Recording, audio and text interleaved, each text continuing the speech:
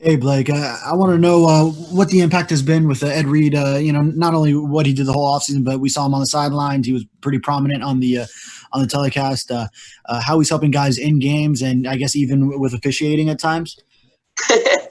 No, Ed's been awesome. He sees things a little differently, in the fact that he sees things from 30,000 feet. He isn't necessarily always in the forest. He's kind of seeing the woods through it, and kind of even coming up to me during the game and hey, did you see this? Hey, did you see that? So as far as instructing players and everything, because of NCAA rules, he can't really do that. But I don't think there's a rule about getting on the officials. So no, he's really been good for us, and he's fun to be around. Coach, we're going to go to Susan Miller-Degnan at the Miami Herald. Susan, if you had a question for Coach Baker. Hey, Coach Baker. I asked Manny Diaz about Chris Thompson, taking over as interim head coach for this game because of Mike Norvell and the COVID factor. And he said that the bigger key would be the actual play calling. And I did some research, and I saw Thompson was an interim head coach for like one game, I think in 2012, a long time ago. And he was a head coach for a Division II team for many years ago. Like, what do you know about him, and how do you think that might affect the game, during the game? What do you have to prepare for? From like Coach Diaz said, from a head coaching standpoint, as a defensive coordinator, it's probably not going to impact me as much as the actual play caller. It's something that we'll have to try to get a beat on early. Maybe what he likes from a down and distance standpoint or a situational standpoint. And it'll probably continue throughout, evolve throughout the game. So, it'll be one of those kind of wait and see type deals. But as far as Coach Thompson being the head coach, I don't know how much that affects me in my play calling.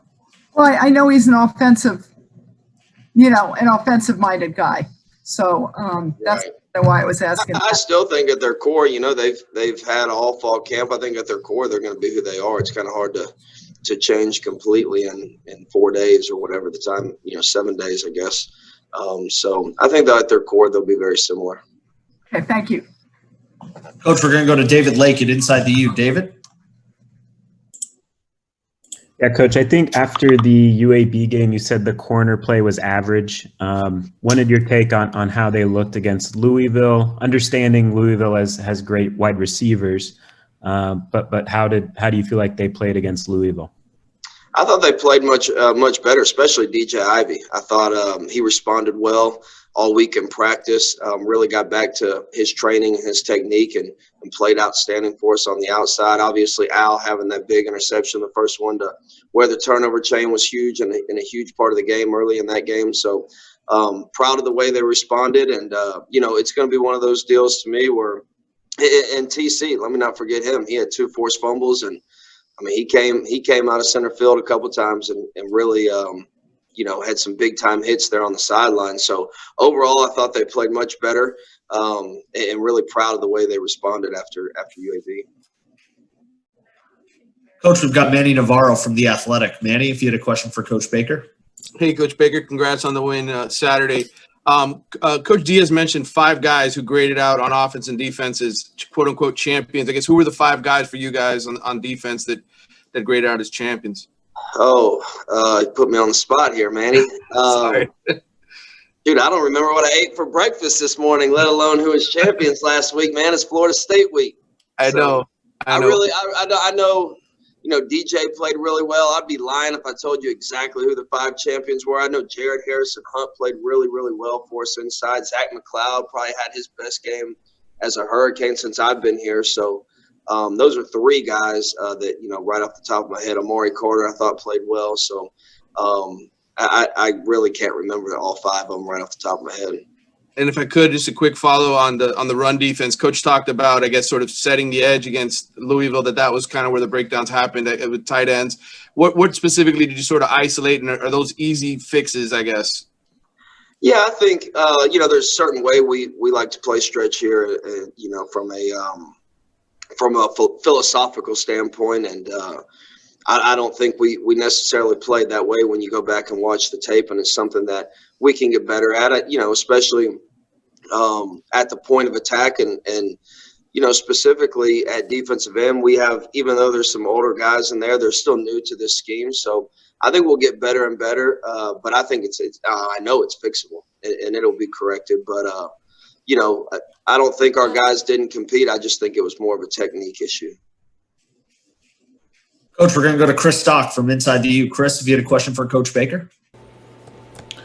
Yeah, Coach, can you speak more about the defensive ends with Quincy and Jalen through 2 games? And then also you spoke highly about what Cam Williams was able to bring, and then Jafari Harvey, just how those 2 are playing as well. I think all 4 of those guys have showed great flashes. And all 4 of those guys are really, really good football players. Like I just said, even though Quincy and Jalen are considered older players, it's still their first year in the scheme. And then, really Cam and Jafari, this is their first year of playing a lot of football. So they're going to get better and better every single week. I'm really encouraged with that group. Like I've said all along, I think our defensive end position is loaded. There's some things, like I said, from a technique standpoint. And the cool thing is they know that, and they know they're going to get better. They both came up to me after the game talking about the 2 older guys and said, there's some things we got to get better at us. And it's not a negative when I say that. I think it's a sign of a mature group. Those guys want to be great, and they are great. They're great players. And like I said, just from a technique standpoint, we just got to clean up a couple things. Coach, we got a couple more for you. We're going to go to Barry Jackson at the Miami Herald. Barry, if you had a question for Coach Baker.